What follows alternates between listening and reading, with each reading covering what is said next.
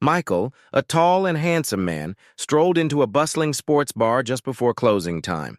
The dim lights flickered over rows of liquor bottles, the air buzzing with conversation and the occasional cheer from a televised game. He found an open seat at the bar, right next to a stunning blonde nursing a cocktail, and settled in just as the 10 o'clock news came on. The broadcast cut to a live report. A man was teetering on the edge of a skyscraper, clearly contemplating a jump. The bar quieted slightly as patrons turned their attention to the screen. Michael shook his head. "You know what? I bet he jumps." The blonde, tilting her head thoughtfully, smirked. "No way, I bet he won't." Michael grinned, reaching for his wallet. "All right then, $30 says he will." She laughed, confident in her wager, and matched his bet, placing her money on the bar. They both leaned forward, eyes locked on the screen. And then the man on the ledge stretched his arms out dramatically and executed a perfect swan dive off the building, plummeting to his fate. The blonde gasped, horrified. She sighed in defeat, slid her money toward Michael and said, "Fair's fair. Here's your $30. Michael hesitated, looking almost guilty. "I can't take your money," he admitted. "I saw this earlier on the 5 o'clock news. I already knew he was going to jump." The blonde stared at him for a moment, then rolled her eyes. "Yeah, I saw it too. But I didn't think he'd do it again." Michael blinked, then he shrugged and took the money. The sun glistened over the crystal-clear waters off the Florida coast as a tourist enjoyed a peaceful day of sport fishing near Key West. The gentle rocking of his boat, the salty breeze in the air. It was paradise. That was until a sudden shift in weight sent the boat capsizing, flipping him straight into the ocean. Spluttering as he surfaced, he quickly grabbed onto the overturned hull, his heart pounding, not from the mishap, but from a far greater fear lurking in his mind. Alligators. His imagination ran wild, with visions of massive jaws lurking beneath the waves, waiting to snap him up. Frantically, he spotted an old beachcomber strolling along the shore and shouted, "Hey, there wouldn't by chance be any alligators in these waters, would there?" The old man cupped his hands around his mouth and shouted back, "Nope, ain't been any for years." A wave of relief washed over the tourist. Breathing easier, he let go of the boat and began swimming toward the shore at a leisurely pace. Halfway there, feeling much more at ease, he called out again, "Say, how'd you get rid of the gators anyway?" The old man shrugged. "We didn't do anything. The sharks got 'em." One sunny afternoon, a man headed to his favorite fishing spot, eager to enjoy a peaceful day by the water. Unfortunately, there was just one problem. Fishing there had recently been banned. But he wasn't about to let a little thing like the law ruin his day. For 2 blissful hours, he cast his line, reeling in fish after fish, until his bucket was practically overflowing. Just as he was about to go for one more, he heard a stern voice behind him. "You know you can't fish here, right? It's illegal. I'm gonna have to arrest you." The man turned to see a cop standing with his arms crossed, eyeing the bucket of fish suspiciously. Thinking quickly, the fisherman hid his pole and put on his most innocent face. "Oh, officer, you've got it all wrong. These aren't caught fish. They're my pet fish." The cop raised an eyebrow. "Your pet fish?" "Yep. Every week I bring them here, let them swim around for a while, and when they're done, they jump back into the bucket and we go home together." The officer smirked, unconvinced. "All right then, show me. If they really do that, I'll let you go." The man nodded confidently, picked up his bucket, and dumped all the fish into the water.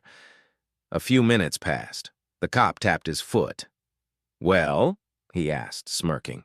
"When are the fish jumping back in the bucket?" The man shrugged. "What fish?" Jack came home after a round of golf, looking frustrated. "How was your game, dear?" his wife asked. Jack sighed. "Well, I was hitting the ball just fine, but my eyesight's gotten so bad I can't see where it goes anymore." His wife thought for a moment, then said, "Why don't you take my brother Scott with you next time?" Jack frowned. "Scott? But he's 85. He doesn't even play golf anymore." "True," she admitted. "But he's got perfect eyesight. He can watch where your ball goes." Jack figured it was worth a shot, so the next day he and Scott headed to the golf course. Jack teed up, took a beautiful swing, and watched, or rather tried to watch, as the ball soared down the fairway. Turning to Scott, he asked eagerly, "Did you see where it went?" Scott nodded confidently. "Yep, I saw it." Jack sighed in relief. "Great! Where did it go?" Scott paused. "I forgot." A world-renowned professor of surgery passed away and found himself standing at the pearly gates of heaven. There he was greeted by a solemn-looking gatekeeper who asked, "Have you ever committed a sin you truly regret?" The professor thought for a moment, then sighed. Yes, I have." Curious, the gatekeeper leaned in. "What was it?" The professor looked down, shame evident on his face. "When I was a young medical candidate at the Hospital of St. Lucas, we played a soccer match against the community hospital team. I scored the winning goal in the final, but it was offside."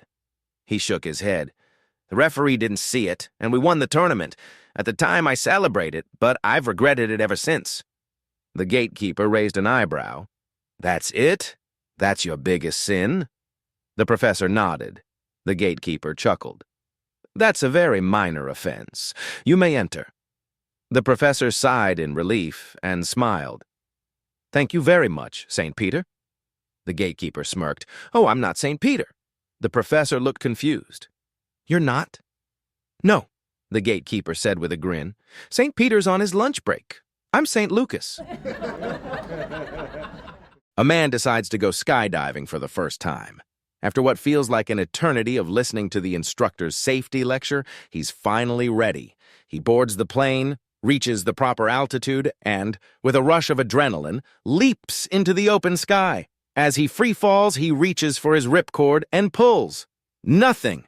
His heart races. He pulls it again. Still nothing. Panic sets in, but then he remembers. The backup chute! He yanks the second cord. Nothing. Now he's frantically tugging at every cord he can find, but it's no use. He's plummeting toward the ground at terminal velocity. Just then, he notices something bizarre. Below him, another man is coming up, fast.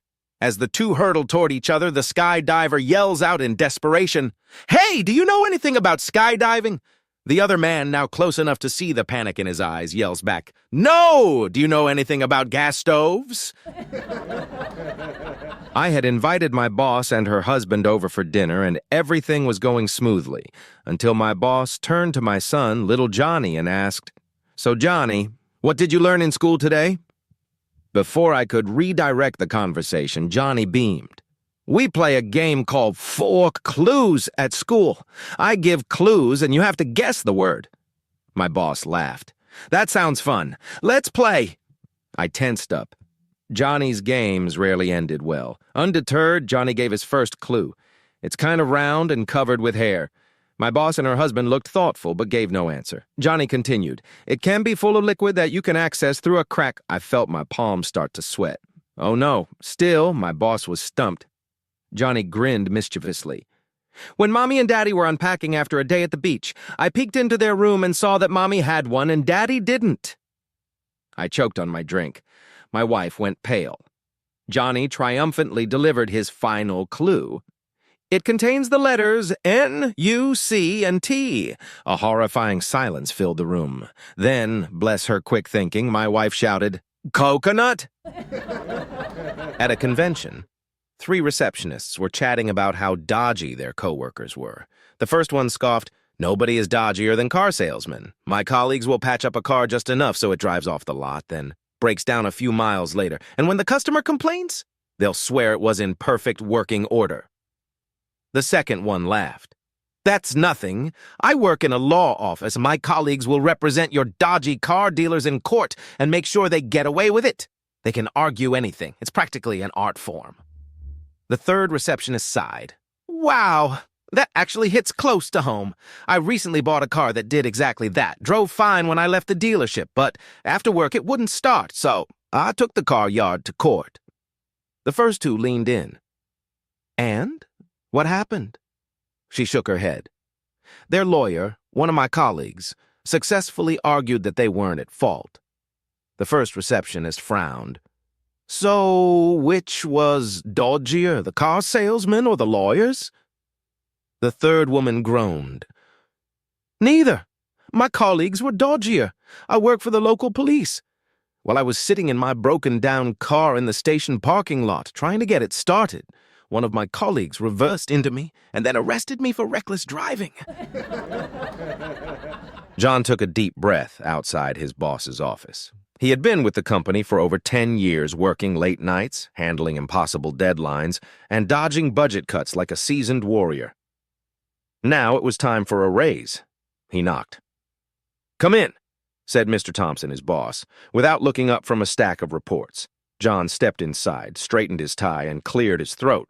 "Excuse me, sir. May I talk to you?" Mr. Thompson gestured to a chair. "Sure, John. What's on your mind?" John sat down, his expression serious. "Well, sir, as you know, I've been a dedicated employee of this prestigious firm for over 10 years. Mr. Thompson nodded. "Yes, I appreciate your hard work." John leaned in slightly. "I won't beat around the bush. I'd like a raise. Right now, I have 4 companies after me, and I wanted to talk to you first." Mr. Thompson sighed, rubbing his temples. "A raise? John, I'd love to give you one, but this really isn't the right time. The economy's down. Sales are struggling. It's just tough all around." John nodded knowingly. "I completely understand, sir. I know times are hard. But you must also consider my contributions, my dedication, proactiveness, and loyalty to this company for over a decade."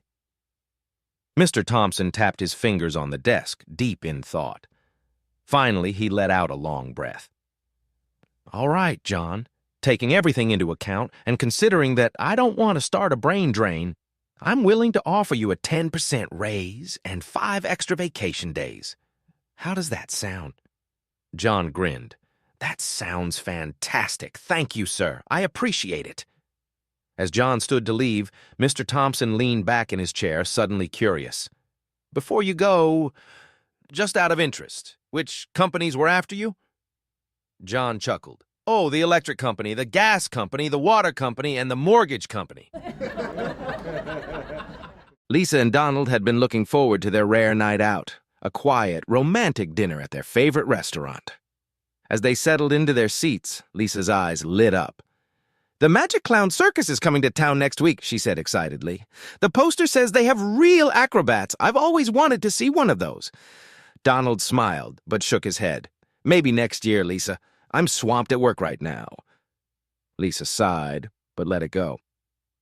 The next evening, before Donald could even take off his coat, Lisa practically bounced in her chair.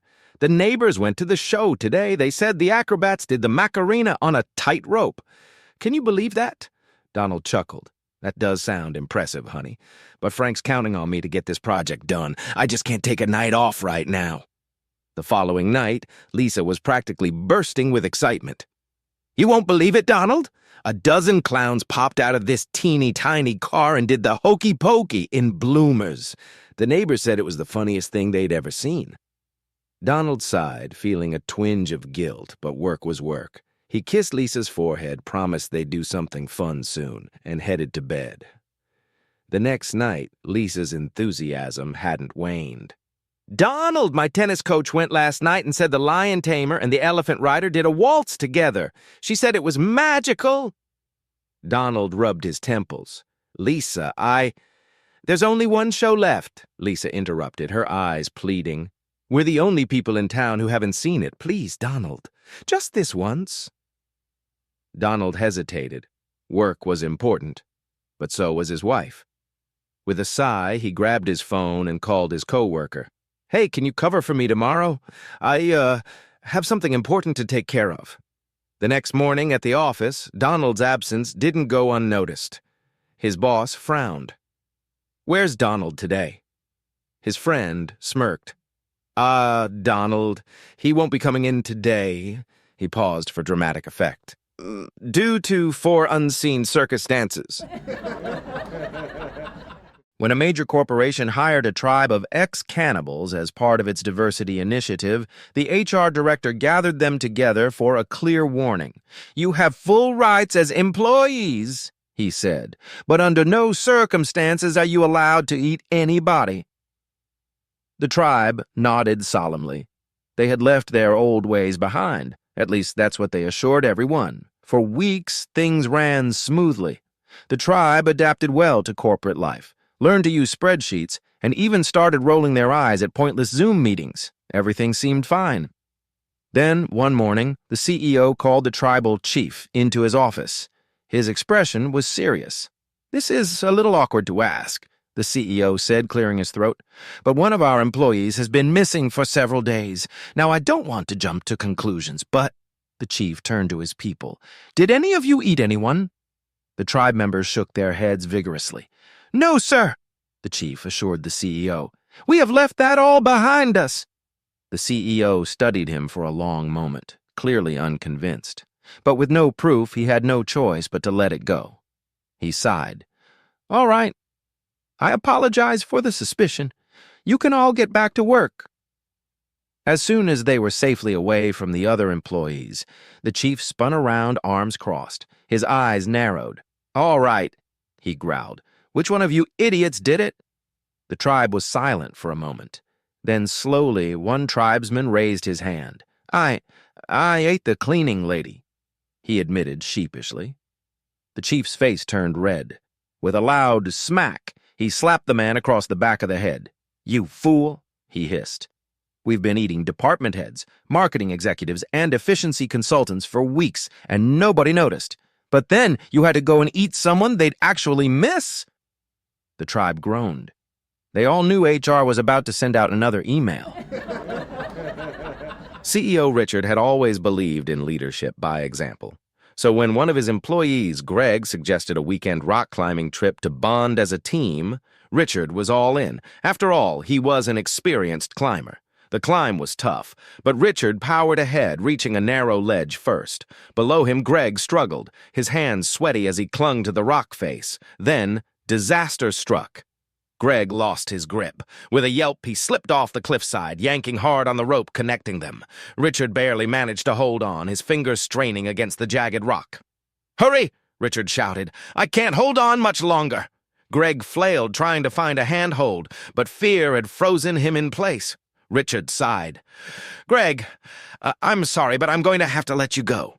Greg's eyes widened in horror. He squeezed his eyes shut, whispering a desperate prayer, accepting his fate.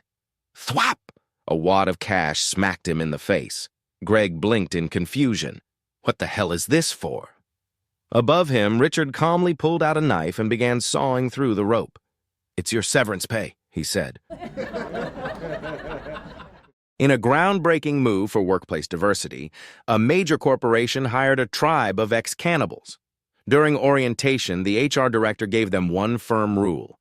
"You have full rights as employees," he said, "but under no circumstances are you allowed to eat anybody." The tribe nodded solemnly. They had left their old ways behind. For weeks, everything went smoothly. The tribe adapted well to office life, attended meetings, filled out reports, and even managed to sit through mandatory team-building exercises without biting anyone. Then one day the CEO called the tribal chief into his office. "Listen," the CEO began, shifting uncomfortably. "I hate to even ask this, but one of our employees has been missing for several days now. Did you, eat them?" The chief turned to his tribe and whispered a quick discussion. Then with a firm shake of his head, he said, "No, sir, we have not eaten anybody. We've left all that behind us." The CEO squinted, clearly unconvinced. But with no proof, he sighed and let it go. "All right. I apologize for the suspicion. Get back to work." As soon as they were safely out of earshot, the chief turned to his tribe, eyes burning with fury. "All right," he growled. "Which one of you idiots did it?" The tribe shifted nervously. Finally, one man raised his hand. I ate the cleaning lady," he admitted sheepishly. The chief's face turned red. With a loud smack, he slapped the man across the head. "You fool," he hissed. "We've been eating department heads, marketing executives, and efficiency consultants for weeks, and nobody noticed. But then you had to go and eat someone they'd actually miss." An airplane is about to crash. A female passenger jumps up and shouts, "If I'm going to die, I want to die feeling like a woman." With that, she strips off her clothes and says, "Is there someone on this plane who's man enough to make me feel like a woman?" A male passenger shouts, "Yes, me!" He stands up, tears off his shirt, and says, "Here, iron this!" Dr. Thompson, a psychiatrist at a local insane asylum, believed in giving his patients a taste of normal life. So one day he decided to take them all to a baseball game. But he knew that managing a group of unpredictable patients in a crowded stadium could be a disaster, unless they were properly trained. For weeks leading up to the game, he coached them on how to behave, giving them simple, easy-to-follow commands. Finally, the big day arrived. The patients, dressed in matching hats and jackets, took their seats excitedly as the game began. The national anthem started, and Dr. Thompson yelled, "Up, nuts!" Like a perfectly synchronized team, the patients stood up together. When the anthem ended, he shouted, "Down, nuts!" They all sat down in unison. As the game went on, a home run was hit. Dr. Thompson commanded, "Cheer, nuts!" The patients erupted into wild applause and cheers, just like any other baseball fan. Later, when the umpire made a terrible call against the home team's star player, Dr. Thompson yelled, "Boo, nuts!" Without hesitation, the patients booed and jeered, some even shaking their fists. Everything was going smoothly. Feeling confident, Dr. Thompson turned to his assistant and said, "They've got this under control. I'm going to grab a beer and a hot dog." But when he returned just a few minutes later, the entire stadium was in chaos. People were screaming, popcorn was flying, and a full-blown riot was in progress. Dr. Thompson frantically searched for his assistant and finally found him hiding under a seat. "What the hell happened?" the doctor demanded. His assistant, still catching his breath, pointed toward the stands. "Everything was fine, Doc, until some guy walked by and yelled, 'Peanuts!'"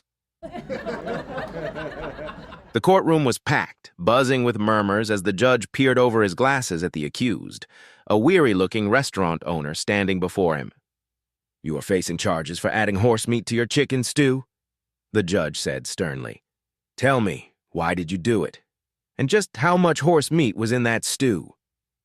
The restaurant owner sighed and straightened his jacket. "Your Honor, I did it for the money, of course, but I swear on my business, I always kept the ratio exactly 50-50. The judge raised an eyebrow. 50-50? "Yes, sir." The man nodded earnestly. "Always." Despite the uproar the scandal had caused, the judge was oddly impressed by the man's honesty. After a moment of consideration, he made his ruling. "I won't revoke your license," he said, "but from now on you must clearly state that horse meat is part of your ingredients." The restaurant owner let out a sigh of relief. He paid the fine and walked out of the courthouse, accompanied by his wife and a skeptical-looking friend. As soon as they were outside, the friend nudged him. "Come on, tell me the truth. You were probably using way more horse than chicken, right?" The owner shook his head. "Nope, I told you, always 50-50. His friend narrowed his eyes. "Seriously? Not even a little extra horse?" The owner chuckled. "I meant what I said. 1 horse per 1 chicken."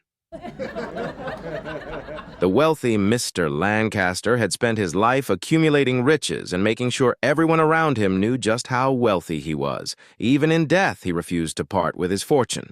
In his will, he left strict instructions. His most trusted advisors, his accountant, his doctor, and his lawyer, were each to place $100,000 in cash into his coffin before he was buried. "It is my final wish," the will declared, "that I take my money with me." On the day of the funeral, the 3 advisors arrived, each holding a thick envelope. As the mourners gathered, they approached the open casket, solemnly placing their envelopes inside, one after the other. The ceremony concluded, and the casket was lowered into the ground. As they walked away from the gravesite, a guilty silence lingered between them, until the accountant finally broke it. "I have to admit something," he sighed. "I couldn't bring myself to put the full amount in. I kept $20,000 and only put in $80,000. The doctor hesitated before nodding. "If we're being honest, I did the same. Except I kept $30,000 and only put in $70,000. Both turned to the lawyer expecting a similar confession. Instead, he scoffed. "I'm ashamed of you both," he said, shaking his head. Our client trusted us. I, for one, honored his wishes to the letter. The accountant and doctor exchanged wary glances. You mean you actually put in the full $100,000? The doctor asked. Of course, the lawyer replied with a smug grin. I wrote him a check. At the local United Way office, the director of fundraising sat at his desk reviewing donor records. One name stood out, a highly successful lawyer in town who, despite earning over $500,000 a year, had never once contributed to charity. Determined to change that, the director picked up the phone and dialed the lawyer's number. After a few rings, a crisp, professional voice answered. This is Mr. Reynolds. How may I help you? The director took a deep breath. Mr. Reynolds, I'm calling from the United Way. Our research shows that despite your considerable income, you haven't donated a single dollar to charity. Wouldn't you like to give back to your community in some way? There was a pause. Then, in a measured tone, the lawyer replied, Tell me, in your research, did you come across the fact that my mother is battling a terminal illness? Her medical bills are several times her annual income. The director blinked, caught off guard. No, I didn't, the lawyer continued. Or that my brother, a disabled veteran, is blind and confined to a wheelchair? The director swallowed hard. I wasn't aware. Or that my sister's husband died in a car accident. The lawyer pressed on, his voice rising. Leaving her penniless with 3 young children to care for? The director, now thoroughly embarrassed, stammered. Mr. Reynolds, I had no idea. I'm truly sorry. The lawyer let the silence hang for a moment before delivering his final blow. Well, if I don't give them any money, why the hell would I give any to you? The line for cats stretched halfway down the block, filled with eager theater-goers waiting for the musical's grand return to Broadway. Among them stood Richard, a sharp-dressed lawyer with a meticulous sense of personal space. He tapped his foot impatiently, glancing at his watch. Suddenly, he felt it. A pair of hands pressing into his back, kneading his shoulders like dough. He stiffened. What the... Turning around, he found himself face to face with a stranger, a middle-aged man with a friendly smile and an air of professional confidence. Richard shot him a stern look. The hands withdrew. A few minutes passed. Then, once again, press, knead, squeeze. That was it. Richard spun around. Excuse me, he snapped. Why are you touching my back? And what on earth makes you think you have the right to do so without asking? The man blinked, looking slightly sheepish. Oh, I'm so sorry. It's just... I'm a chiropractor, you see. Sometimes I can't help myself. I notice tension and my hands just... Well, they go to work. Richard exhaled sharply. Well, you should help yourself. It's wildly inappropriate to be touching random men without permission. He paused, letting his words sink in, then added with a smirk. In fact, I'm a lawyer, and you don't see me screwing just any guy in front of me, do you? Jacob had just picked up his brand-new BMW, and to say he was proud would be an understatement. He cruised through the city streets, the sun glinting off the flawless paint job, imagining the envy on his colleagues' faces when he rolled up to the office. But fate had other plans. As he pulled up to a stoplight, an 18-wheeler barreled through the intersection, sideswiping his car with a sickening crunch. The impact ripped the driver's side door clean off, sending it skidding across the asphalt. Jacob stood there in shock, his face contorted in horror. No, he wailed, gripping his head. It'll never be the same. No mechanic can truly fix this. A police officer who had witnessed the commotion strolled over. Sir, are you all right? Jacob turned to him, frantic. All right? Are you kidding me? Look at my car, my perfect car. That idiot just destroyed my door. The officer raised an eyebrow, folding his arms. You're a lawyer, aren't you? Jacob blinked. Yeah. But what does that have to do with anything? The officer let out a short laugh. You lawyers are all the same, so obsessed with material things, I bet you didn't even notice your left arm is missing. Jacob's eyes went wide as he looked down. Where his arm should have been, there was nothing but an empty sleeve and a bloodied stump. His face twisted in panic as he screamed, My Rolex!